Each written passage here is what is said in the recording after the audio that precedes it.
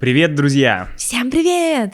Добро пожаловать на канал «Русский с Максом». Канал для тех, кто изучает, практикует русский язык. Включите субтитры обязательно. И если вы хотите транскрипции для этих видео и для наших подкастов, да-да, у нас еще есть подкасты, то присоединяйтесь к мембершип-программе. А сегодня, Юля, что у нас будет? У нас будет диалог. У нас будет диалог. Сегодня мы будем говорить с Юлей про осознанное потребление, а именно... Про вторую жизнь вещей. Да. Одежды. Да. Ну, вообще и вещей. Да. Всех вещей. Да. Сегодня у нас будет тема second-hand. Да. В принципе, мы так в России же и говорим, да, second-hand? Да, мне кажется, очень распространенное слово. И магазины с одеждой, бывшие в употреблении, тоже называются second-hand. Ну да, магазин... second-hand обычно, когда мы говорим «я пойду в second-hand», означает, что я пойду в магазин, где продается подержанная одежда. Ну, подержанная одежда мы не говорим. Мы говорим БУ, бывшее в употреблении. Да, БУ, отлично. БУ, бывшая в употреблении одежда, БУ одежда. А если мы говорим подержанная, то мы имеем в виду обычно автомобили, да? Про технику, мне кажется, да. Техника, да. Я купил подержанный микрофон, или да. Я купил подержанную камеру, да. Подержанную машину. Подержанная машина, то есть как будто бы подержанная в каком-то хорошем состоянии, да? Как Нет? будто подержана в руках, кто-то держал. Да? Я никогда про это не думала. Подержанная. Мне кажется, да, кто-то уже держал. Ну как, держать это в русском означает иметь. Типа, мы держали собаку. Слушай, наверное, отсюда, да. Наверное, отсюда. Типа, у нас была собака или мы держали собаку. Вот. Но подержанная собака мы не говорим. Да, подержанная. Окей, то есть подержанный то, что... БУ, то, что было в употреблении, было в использовании. Да. Скажи, какое твое отношение вообще глобально к покупке second-hand вещей, к покупке БУ вещей? Вообще глобально очень положительное отношение к тому, чтобы давать вещам вторую жизнь. Угу. Давать вещам вторую жизнь. Да, мне кажется важным стараться покупать что-то качественное и не выкидывать это потом, а, например, отдавать или продавать, ну и самой покупать что-то, что уже использовалось, если это вещь хорошего качества. Ну, ты считаешь, что ты следуешь тому, что ты говоришь? Я следую, но, безусловно, не на 100%. Угу. То есть я покупаю вещи в секонд-хендах, не все. Угу. Хотелось бы, может быть, больше бы брать, да, вещей из секонд-хендов. И я некоторые вещи, например, детские вещи, я отдаю. То есть несколько раз мы с тобой просто бесплатно передавали вещи Сабрины дальше, и прикольно видеть, что те хозяева вещей, которые от нас получили, передают их еще дальше, потому что детские вещи достаточно мало используются, дети быстро растут, а, как правило, они достаточно хорошего качества, и зачем же их выбрасывать? Ну, правильно, да. Такой круговорот детских вещей. Да. А что касается тебя? Ты покупаешь вещи в секонд-хендах? На самом деле, я бы сказал, что я на протяжении всей моей жизни, наверное, чаще покупал вещи в секонд... Ну, окей, может быть, 50 на 50. Секонд-хенд и магазины. В разные периоды времени была разная пропорция, но тем не менее, не знаю, мы всегда покупали, я помню, когда я был маленький, часто вещи в секонд-хенде абсолютно по экономическим причинам. Не было никакой в этом идеологии, какое-то осознанное потребление, вот таких слов не было никаких, было только одно — деньги.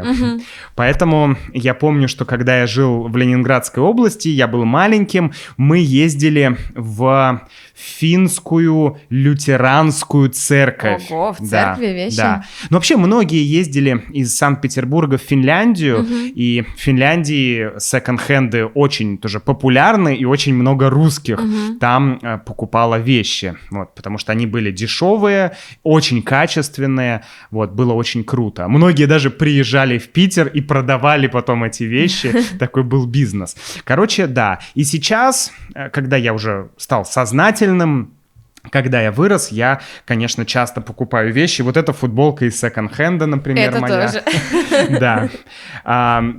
Сейчас, наверное, это уже больше не по экономическим причинам, хотя это тоже, потому что я просто не люблю тратить много денег, я просто не люблю. Если можно потратить мало денег, я предпочту потратить мало денег на что угодно. Но я люблю качественные вещи, поэтому... А в Аргентине сложно найти качественные вещи, чтобы они не стоили, как ты выражаешься, крыло от Боинга. Кстати, крыло от Боинга уже, наверное, не так стоит дорого ввиду последних событий. Читала? Нет. Что Боинг... Ой, короче, я не помню, откуда, на Аляске или где-то летел Боинг, и что-то то ли у него иллюминатор вырвало, то ли дверь запасного выхода. Ужас какой. Короче, люди там в масках не надо поддерживать летели. мою аэрофобию. Ладно, окей. В общем, да. Но, тем не менее, в общем, реально, в Аргентине качественные вещи стоят как крыло от Боинга. Поэтому, это слишком дорого. Ну, это правда. И дорого, и ты не знаешь, на самом деле, где их искать. Выбора, да, нет. Потому что зачастую в магазине вещи выглядят какими-то качественными, не знаю, там, дизайнерскими, интересными. Стоят кучу денег. Стоят кучу денег, но при этом они через неделю или после первой стирки уже рвутся. И непонятно, магазин выглядит как действительно магазин местного дизайнера, ты ожидаешь соответствующего качества, ты готов заплатить за эту вещь, а она все равно оказывается в итоге очень плохо сделана. Поэтому в Аргентине секонд-хенды, мне кажется, обретают вообще новый смысл, потому что те вещи, которые там, они реально хорошие. Да. Они либо зарубежных брендов, либо местных, но вот качественных брендов. Да. Ну, если вещь дожила до секонд-хенда, значит, она хорошего качества. Значит, она хорошего качества, это правда. Ну вот ты сказал интересное, что ты и в детстве, да, покупал вещи в секонд-хендах. Я, мне кажется, начала только во взрослом возрасте покупать что-то в секондах. Ну, потому что ты из Москвы. Вы москвичи. Давай так, хорошо.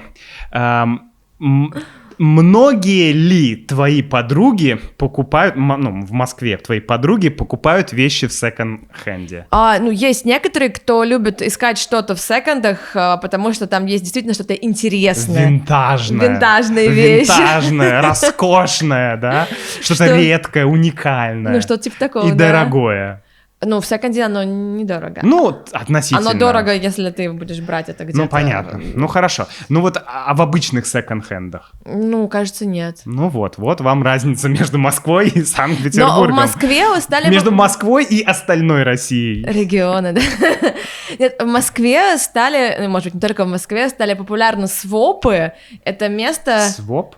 Да, это место, где люди обмениваются вещами. То есть ты приносишь что-то, что ты готов отдать, в хорошем качестве, да, и кто-то тоже приносит, и вы меняетесь, там, например, сумками меняетесь, одеждой меняетесь. Ну, понятно, но это все равно скорее какое-то культурное событие. Да, это культурное событие. Это тусовка, это все равно что-то вот такое вот, поменяться там интересными вещами. Да. Но это не столько про экономию. Нет, это, наверное, вообще не про экономию. Вот, но да. это про вот осознанное потребление, про то, что не выкидывать ту вещь, которая, может быть, как говорится, морально устарела. Да, ты не хочешь больше ей пользоваться, но ты не хочешь ее выкидывать. И в целом ты можешь ее либо продать, либо обменяться на какую-то другую.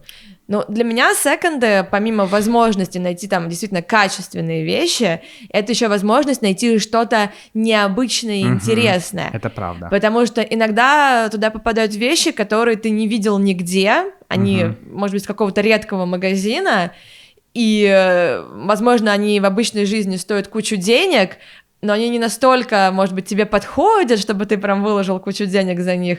А вот в секонде ты думаешь, ну это оригинально, это интересно, я хочу это купить. Мне кажется, у меня были такие сумки, обувь.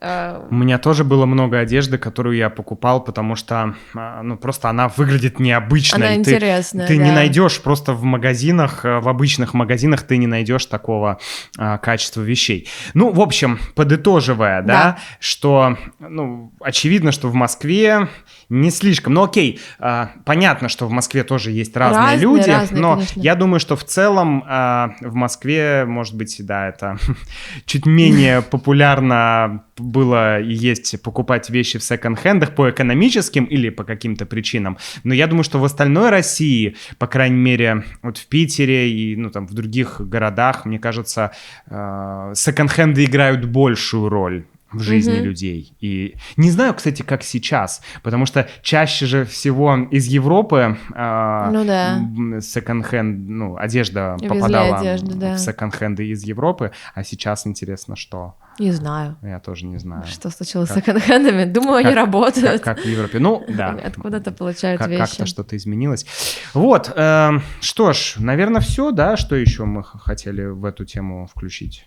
Я думаю, все. Давай, может быть, спросим наших зрителей, покупаете ли вы вещи в секонд-хендах, и что вообще про это думаете? Да, ребят, напишите нам в комментариях, что вы думаете про покупку вещей в секонд-хенде. Может быть, вы думаете, это вообще для нищебродов, или вы, наоборот, часто там что-то покупаете и понимаете, почему, или это может быть только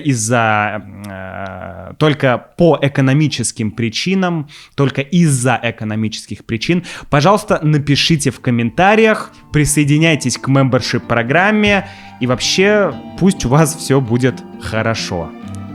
Пока-пока. Пока.